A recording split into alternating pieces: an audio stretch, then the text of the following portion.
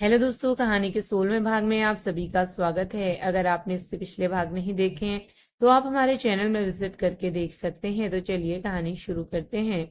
जय रिया को घड़ी दिखाते हुए, मिस रिया मिश्रा, आप पूरे आधे घंटे लेट हैं। रिया जैसे ही कुछ बोलने को हुई, जय ने उसे रोक दिया। अंदर चलकर बात करते हैं। रिया जय के पीछे पीछे चलने लगी। Sir please call me only Riya. Jai क्यों? तुम्हें तुम्हारा सरनेम नहीं पसंद? रिया ने एक बार जय की तरफ देखा लेकिन कोई जवाब नहीं दिया। दोनों जैसे ही मेन डोर पर पहुंचे, दरवाजे पर बंधा हुआ तोरण दोनों के ऊपर गिर गया। जय गुस्से से, what the hell is this? Ramu काका, रामू काका। जय की आवाज सुनकर सब उसकी ओर देखने लगे। जय को इस तरह चिल्लाते देख रिया हैरान थी। उसने आज से पहले कभी उसे गुस्से में नहीं देखा था, या फिर ये कहें कि जय रिया के सामने कभी गुस्सा करता ही नहीं था। जय ने तो उसकी ना जाने कितनी ही हरकतों को नजरअंदाज कर दिया, जैसे कुछ हुआ ही नहीं। लेकिन रिया की जगह कोई और होता तो उसका क्या होता, कहना मुश्किल है। रिया जय के हाथों को पकड़कर उसे रोक देती है। वो तोरण को सुलझाने की जगह और उलझाए जा रहा था। रुकिए आप, हम कर रहे हैं। जय अब बस रिया को देखे जा रहा था। रिया के पास होने से उसे बहुत अजीब सी फीलिंग्स आ रही थी। उसे उसका पास होना अच्छा भी लग रहा था और अजीब सी बेचैनी भी हो रही थी। उसका दिल इतनी जोर से धड़क रहा था कि अगर रिया उसके थोड़े और करीब होती तो उसकी धड़कनें आराम से सुन सकती थी। रिया जय की तरफ मुड़ी हुई थी, इसलिए उसका चेहरा कोई नहीं देख पा रहा था। सबके दिमाग में बस एक ही सवाल था कि ये लड़की कौन है। क्या जय ने इसे बुलाया है? कीर्ति, तू तो गई काम से। मैंने कहा था ना कि ठीक से चेक कर ले एक बार। वो सब ठीक है भाई, लेकिन ये लड़की कौन है और यहाँ क्या कर रही है? आशी उन दोनों के पास जाती है और दोनों की हेल्प करती है तोरण निकालने में। रिया के बाल बुरी तरह उलझ गए थे फूलों में। आशी रिया के बाल ठीक करते हुए, रिया तुम्हारे बाल तो बुरी तरह उलझ गए हैं। रिया मुस्कुराते हुए, इट्स ओके। आशी रिया को हक करते हुए, कैसी हो? आई एम गुड, तुम बताओ। जय अंदर आकर कीर्ति को घूर रहा था, लेकिन जय कुछ बोलता उससे पहले ही कीर्ति मुस्कुराते हुए वहां से भाग गई। उसकी इस हरकत पर सबको हंसी आ गई, लेकिन जय को देखकर सब चुप हो गए। अनुराग जय की पीठ थपथपाते हुए, रिलैक्स यार, हो जाता है कभी कभी। जय कभी कभी। कीर्ति रिया को अंदर लेकर आती है। कीर्ति, क्या भाई, आप तो इन्हें बाहर ही छोड़ आए थे। ऐसे कोई करता है क्या? जय अब भी कीर्ति को घूर रहा था। कीर्ति रिया से, आप यहाँ कैसे? रिया जय को देखने लगी। कीर्ति जय को घूरते हुए, प्लीज ये मत कहना कि भाई ने आज छुट्टी के दिन भी आपको किसी काम से बुलाया है।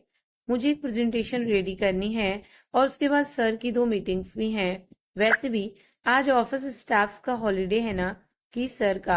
और अगर सर काम करेंगे तो फिर उनकी सेक्रेटरी कैसे आराम कर सकती है?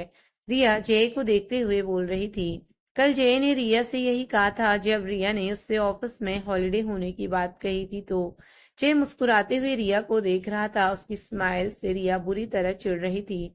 मिस्टर मलिक जब भी रिया को देखते हैं उनके चेहरे में बस एक ही ख्याल आता है, लेकिन इसे वो अपना सेंसर समझकर हमेशा नजरअंदाज कर देते हैं। शोभा जी 10 बजे तक पंडित जी आ जाएंगे। उसके बाद जय पहले घड़ी को देखता है, फिर रिया से, अभी 10 बजने में 15-20 मिनट हैं, तब तक हम प्रेजेंटेशन देख लेते हैं। Okay sir. जय स्टडी रूम की तरफ जाते हुए, दादी माँ पंडित जी आए तो मुझे बुला लीजिएगा। रिया मन में, ये पूजा भी करते हैं, फिर उस दिन मंदिर में क्यों नहीं जा रहे थे? अगर घर पर पूजा थी तो हमें कल क्यों नहीं बताया इन्होंने? हम कुछ ज्यादा ही सोच रहे हैं। जिस काम से आए हैं हमें उस पर फोकस करना चाहिए। रिया मन ही मन सोचते हुए जय के पीछे जा रही थी, लेकिन दादी ने उसे रोक दिया। अनुराग रिया को सबके पास सोफे पर बैठाता है। रिया ने शोभा जी के पैर छुए और आरती के पास बैठ गई। बड़ा प्यारा नाम है तुम्हारा रिया। वैसे तुम मुंबई की तो नहीं लगती। घर कहाँ है तुम्हारा? रिया मुस्कुराते हुए, बनारस। शोभा जी, तो तुम यहाँ अकेले रहती हो? जी। और फैमिली में कौन कौन है? फैमिली में मिस्टर मलिक रिया को ही देख रहे थे। उसके चेहरे के बदलते भाव उन्हें समझते देर नहीं लगी। अनुराग ने भी ये बात नोटिस की कि रिया फैमिली टॉपिक से कुछ परेशान हो गई। क्या हुआ? आप भी बिल्कुल थानेदार बन गई हो। कितने सवाल पूछोगी उससे? अरे ऐसा भी क्या गलत पूछ लिया मैंने? रिया मुस्कुराते हुए, नहीं बुआ जी, आपने कुछ गलत नहीं पूछा। हमारी फैमिली में हम और हमारे नानू हैं और हमारी माँ, बस। मिस्टर मलिक बात बदलते हुए, और रिया ये बताओ, इन दिनों काम का कैसा एक्सपीरियंस रहा तुम्हारा? सब कुछ अच्छे से समझ आ रहा है ना, या कोई परेशानी है? समझ में कैसे नहीं आएगा डैड, आप ये भी तो देखिए कि वो काम किसके साथ कर रही हैं। जी बिल्कुल। और रही बात परेशानी की, तो अपने लक्ष्य तक पहुंचने के लिए थोड़ी बहुत परेशानियों का सामना तो करना ही पड़ता है। I like your spirit and attitude. Thank you sir. Malik don't call me sir. Riya मुस्कुराते हुए, सॉरी अंकल। मलिक मुस्कुराते हुए, ये हुई ना बात। जय स्टडी रूम में ही रिया का वेट कर रहा था। काफी देर तक जब वो नहीं आई तो जय ने उसके फोन पर एक मैसेज ड्रॉप किया। रिया ने जैसे ही मैसेज पढ़ा वो हड़बड़ा कर खड़ी हो गई। शोभा जी, क्या हुआ? दादी माँ, आप लोगों के साथ मैं बाद में बैठ जाऊंगी। अभी हम जिस काम से आए हैं वो करना भी तो जरूरी है ना। प्लीज हमें जाने दीजिए। ठीक है, लेकिन पूजा शुरू होने से पहले तुम दोनों अपना काम खत्म कर लेना। जी दादी माँ। कीर्ति, चलिए मैं आपको स्टडी रूम तक छोड़ देती हूँ। रिया जैसे स्टडी रूम के अंदर गई, जय उसी का इंतजार कर रहा था। उसे लगा जय पक्का उसे सुनाएगा। पहले से वो आधा घंटा लेट आई है और अब बाहर इतना टाइम वेस्ट। लेकिन जय तो बिल्कुल नॉर्मल था। उसने रिया को सोफे पर बैठने का इशारा किया। रिया बैठ गई। मैंने तुम्हें अपने साथ आने को कहा था ना, फिर कहाँ रह गई थी? वो दादी माँ, प्रेजेंटेशन का क्या हुआ? उस पे बस थोड़ा सा काम बाकी है। मतलब? वो एक्चुअली हमने कल से प्रेजेंटेशन पर काम करना शुरू कर दिया था, इसलिए बस कुछ काम बाकी रह गया। जय, ओह वेरी स्मार्ट। मैं भी तो देखूं जरा क्या बनाया है तुमने। रिया जय को लैपटॉप पर प्रेजेंटेशन दिखाती है। उसने जानबूझकर कल से ही प्रेजेंटेशन पर काम शुरू कर दिया था ताकि उसे ज्यादा देर तक जय के घर पर ना रुकना पड़े। रिया के दिमाग में पता नहीं क्या आया जो उसने जैसे ऐसे सवाल पूछ लिया। आपके घर में बस दादी माँ और कीर्ति ही हैं? जय लैपटॉप में देखते हुए, आज कुछ है क्या? पूजा है? किस लिए? आज तो कोई फेस्टिवल भी नहीं है तो। जय ने एक बार रिया की तरफ देखा, फिर बिना कोई जवाब दिए वापस लैपटॉप में देखने लगा। उसके बाद रिया ने भी कोई सवाल नहीं किया। कुछ देर बाद कीर्ति दोनों को बुलाने आ गई क्योंकि पंडित जी आ गए थे। जय ने उसे थोड़ी देर में आने का बोलकर वापस भेज दिया। जय, चले? रिया जैसे ही सोफे से उठी, जय ने उसे वापस बैठा दिया। रिया हैरानी से उसे देख रही थी। जय ने जैसे ही अपने दोनों हाथ उसकी तरफ बढ़ाए, रिया ने घबराकर अपनी आंखें बंद कर ली। जय ने रिया के बालों में लगे फूल की कुछ पंखुड़ियों को निकाल कर उसके हाथ में रख दिया। रिया ने जब अपनी आंखें खोली तो जय मुस्कुराते हुए उसे ही देख रहा था। फिर रिया ने अपने हाथ में उन पंखुड़ियों को देखा। ये तुम्हारे बालों में उलझ पड़े थे तो मैंने इन्हें आजाद कर दिया। ओ, हमें लगा। क्या लगा तुम्हें? कुछ नहीं। आप जाइए, तब तक हम इसे कंप्लीट कर लेते हैं। जय सोफे से उठते हुए, पक्का ना? कुछ नहीं। जय के बाहर जाते ही रिया ने चैन की सांस ली। जय के जाने के थोड़ी देर बाद कीर्ति वापस स्टडी रूम में आई, रिया को नीचे ले जाने के लिए। उसे शोभा जी ने भेजा था। रिया जैसे ही हॉल में आई, सबसे पहले उसकी नजर जय पर पड़ी और उसके बाद सामने रखी तस्वीर पर जिस पर हार चढ़ा हुआ था। इतना तो वो समझ गई कि श्राद्ध पूजा है, लेकिन किसकी? शोभा जी ने रिया को अपने पास बिठाया। दादी माँ, ये किसकी तस्वीर है? शोभा जी ने रिया को देखते हुए, जय के माँ की। ना चाहते हुए भी रिया की नजर बार बार जय के ऊपर चली जा रही थी। वो कभी उस तस्वीर को देखती तो कभी जय को। जय की शक्ल, नैन नक्श और रंगत हूबहू अपनी माँ जैसी थी। रिया बहुत गौर से जय को देख रही थी। शायद ये पहली बार था जब रिया जय के भावहीन चेहरे को देखकर उसे समझने की कोशिश कर रही थी। जय का चेहरा हवन के अग्नि में और तेजवान हो रहा था। अब रिया ज्यादा देर तक उसको और नहीं देख पाई, क्योंकि कुछ ही देर में हवन की अग्नि से उसे घबराहट होने लगी। लेकिन वो ना तो वहां से उठकर जा पा रही थी और ना ही किसी से कुछ कह पा रही थी, क्योंकि सबका ध्यान पूजा पर था। जब अनुराग ने रिया को देखा कि वो पूरी तरह पसीना पसीना हो गई, अनुराग रिया के पास आकर, क्या हुआ तुम्हें? इतना पसीना क्यों आ रहा है? वो थोड़ी घबराहट हो रही है रिया को उठाते हुए। चलो थोड़ी देर बाहर चलकर बैठो। अनुराग झुककर, जय से हम बाहर हैं। जय ने मुड़कर उन दोनों की तरफ देखा। उसे रिया कुछ ठीक नहीं लगी। अनुराग रिया को बाहर गार्डन में लेकर आता है और वहीं पास में पड़ी बेंच में बैठाता है। अनुराग रिया की तरफ पानी की बोतल बढ़ाते हुए, इसे पी लो। रिया ने पानी पिया। You will better. उसकी सांसें अब भी बहुत तेज तेज चल रही थी। अगर वो थोड़ी देर और वहां रुकती तो पक्का उसकी हालत खराब हो जाती। अनुराग रिया को इंस्पेक्टर से मिलने वाली बात बताना चाहता था, लेकिन उसकी हालत देखकर उसने उसे बाद में बात करने की सोची। अंदर पूजा खत्म हो चुकी थी। पंडित जी के बताए सभी कार्य के होते ही जय भी बाहर आ गया, जहां अनुराग और रिया थे। जय के आने पर अनुराग अंदर चला गया। जय रिया की तरफ देखते हुए, क्या हुआ, तुम ठीक तो हो? रिया पलट कर, जी। जय, what did you suddenly come out? वो एक्चुअली आग से हमें घबराहट होती है। जय कुछ देर चुप रहकर, पायरोफोबिया। जय रिया से कुछ ही दूरी पर वहीं बेंच में बैठ जाता है। ओ, मतलब खुद को स्ट्रांग कहने वाली लड़की के मन में भी डर है। रिया सामने फैली हरी घास को देखते हुए, इट्स जस्ट अ फोबिया, इसे सरल भाषा में डर ही कहते हैं मैडम। रिया, मन में डर तो हमारे मन में है उस चीज को खो देने का जिसे आज तक हम पा ही नहीं सके। क्या हुआ, कहाँ खो गई? हर इंसान के मन में किसी न किसी चीज को लेकर डर होता ही है सर, स्पेशली किसी ऐसी चीज को खो देने का जो हमारे लिए बहुत कीमती हो। रिया जय को देखते हुए, आपको भी तो होगा। मेरी लाइफ में फिलहाल ऐसी कोई कीमती चीज नहीं है जिसे खोने का डर मुझे हो। फिर कुछ देर खामोश रहकर, मैंने अपनी लाइफ की सबसे कीमती चीज तो उसी दिन खो दी थी जिस दिन मैं इस दुनिया में आया था। रिया हैरानी से, मतलब? जय सामने देखते हुए, एक कार एक्सीडेंट में मेरी माँ की डेथ हो गई थी और पापा कोमा में चले गए थे। उस वक्त मेरी माँ 7 मंथ्स प्रेग्नेंट थी। शायद मेरा सफर अपनी माँ के साथ 7 महीने का ही था। इस दुनिया में आने के बाद ना मुझे माँ का साथ मिला ना पापा का। पापा कोमा में थे, लेकिन फिर कुछ ही महीनों के बाद वो भी मुझे छोड़कर चले गए। शायद उन्हें अपने बेटे से ज्यादा मेरी माँ से प्यार था। जब से इस दुनिया में आया हूँ अकेला ही हूँ, तो अब इस अकेलेपन की आदत सी हो गई है मुझे। हाँ, दादी माँ कीर्ति, मामा जी अनुराग, ये सभी लोग हैं मेरे साथ, लेकिन माँ पापा की कमी तो पूरी नहीं कर सकता ना कोई। रिया खामोशी से जय की बातें सुन रही थी और साथ ही उसे देख भी रही थी। जय का दर्द, तकलीफ और अकेलापन आज उसके कहे शब्दों में उसके चेहरे पर साफ झलक रहा था। रिया क्या कहे उसे कुछ समझ में नहीं आ रहा था, लेकिन आज जय का ये दर्द, उसकी बातें रिया को उसकी ओर खींच रही थी। आज जय रिया का प्यार का न सही पर एक दूसरे के दर्द को और तकलीफ को महसूस करने का रिश्ता जरूर जुड़ गया है।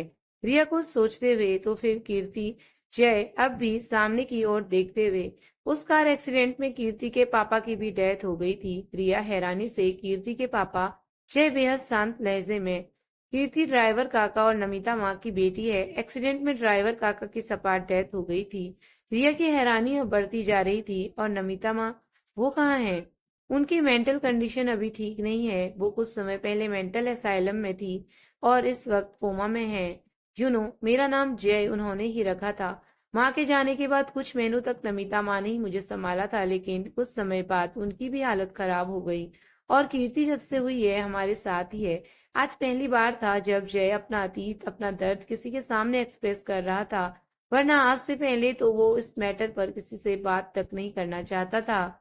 वो खुद नहीं समझ पा रहा था कि क्यों वो रिया को ये सब कह पा रहा है, लेकिन आज उसे रिया के साथ अपनी फीलिंग्स शेयर करके एक सुकून सा महसूस हो रहा था।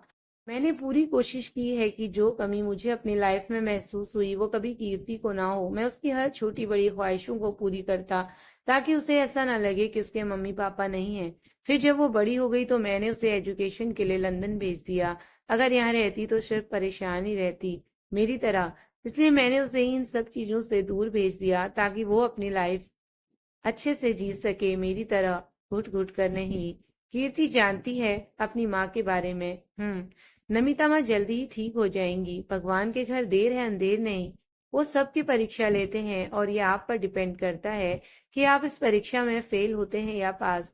जो चला गया वो लौट कर कभी नहीं आता सर, लेकिन जो आपके साथ है उसे हमेशा अपने साथ सहेज कर रखने की कोशिश कीजिएगा।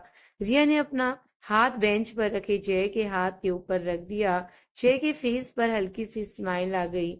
उसने रिया की तरफ देखा। वो सामने फैली हरी घास की चादर को बस देखे जा रही थी। रिया को आज अपनी परेशानियां, अपना दुख जय और कीर्ति के दुख के सामने बहुत कम लग रहे थे। उसके पास एटलीस्ट माँ तो है जिसे वो देख सकती है, अपने पास महसूस कर सकती है। भले ही माँ का प्यार कैसा होता है इसका अनुभव उसने आज तक ना किया हो, लेकिन माँ के प्यार के साथ साथ और ममता की क्या कमी होती है इसका अंदाजा उसे बखूबी है। मगर जय, उसने तो आज तक अपनी माँ का चेहरा तक नहीं देखा। और कीर्ति इतना सब कुछ हो जाने के बाद भी कैसे इतना नॉर्मल रह सकती है, के साथ हंस बोल सकती है? उसे देखकर तो लगता ही नहीं कि उसकी लाइफ में कोई ऐसा पेनफुल साइड भी है। जय फीकी मुस्कान के साथ, भगवान, मेरी लाइफ में ये अंधेरा तुम्हारे उसी भगवान का दिया है। रिया जय की तरफ देखते हुए, भगवान कभी किसी की लाइफ में अंधेरा नहीं करते सर।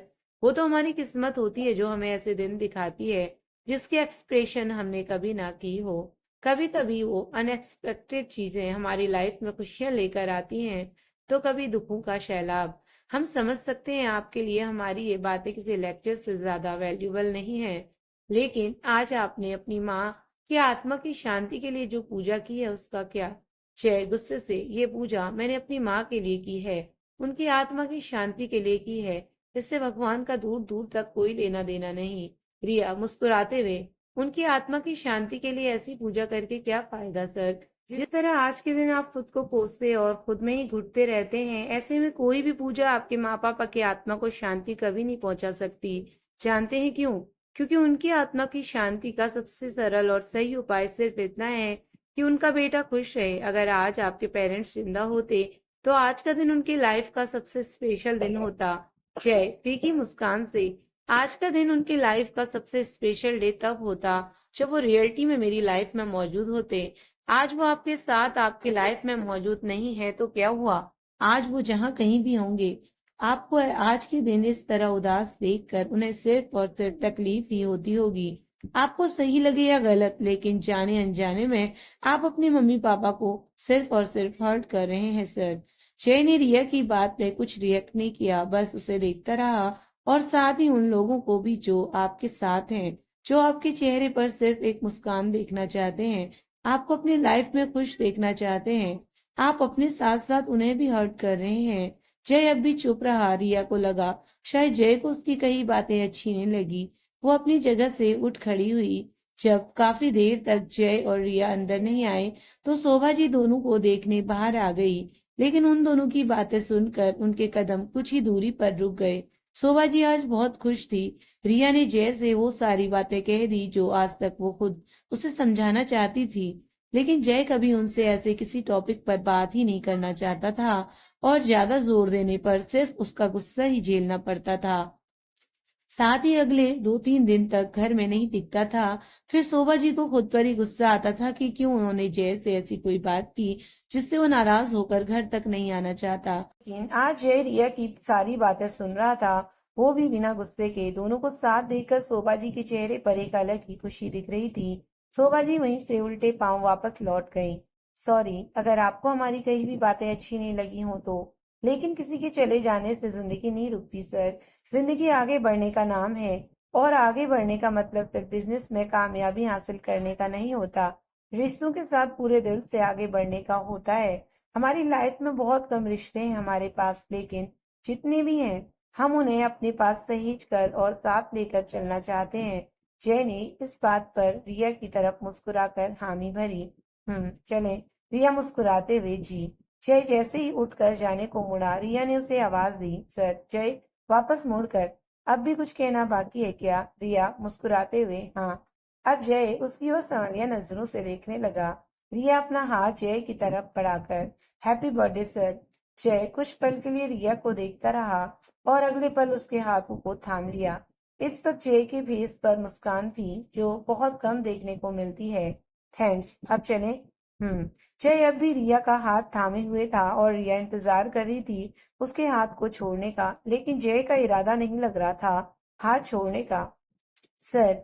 जय रिया को देखते हुए, रिया दोनों हाथ पकड़े हुए अब हाथ को जय के सामने करती है। हमारा हाथ आगे बढ़ गया। रिया उसकी इस हरकत से हैरान उसे देख रही थी, लेकिन अगले ही पल उसके फेस पर स्माइल आ गई। अब तक तो वो जय को इतना समझ ही गई थी कि उसे परेशान करने में वो एक भी मौका नहीं छोड़ता, और वो जितना चिढ़ेगी जय उसे उतना ही ज्यादा परेशान करेगा। कीर्ति अंदर कब से दोनों के आने का वेट कर रही थी, अब उसे बर्दाश्त नहीं हुआ। दादी माँ, कहीं भाई और रिया दोनों बाहर से गायब तो नहीं हो गए? आशी हैरानी से, क्या मतलब गायब हो गए? अरे मेरा मतलब है दोनों बाहर से मीटिंग के लिए तो नहीं निकल गए? अनुराग कीर्ति के सिर पर चपत लगाते हुए, मीटिंग में अभी टाइम है, इसलिए तू अपने दिमाग के घोड़े दौड़ाना बंद कर। अनुराग की बात सुनकर सबकी हंसी छूट गई, लेकिन कीर्ति कहाँ मानने वाली थी। रुको, मैं अभी देख कर आती हूँ। इसकी कोई जरूरत नहीं है, तू चुप करके बैठ, वो दोनों आ जाएंगे। आगे की कहानी देखने के लिए कहानी का अगला भाग जरूर देखें, और अगर आप मेरे चैनल पर नए हैं तो प्लीज चैनल को सब्सक्राइब जरूर करें। आपको कहानी कैसी लगी लाइक कमेंट करके जरूर बताएं। Thank you for watching.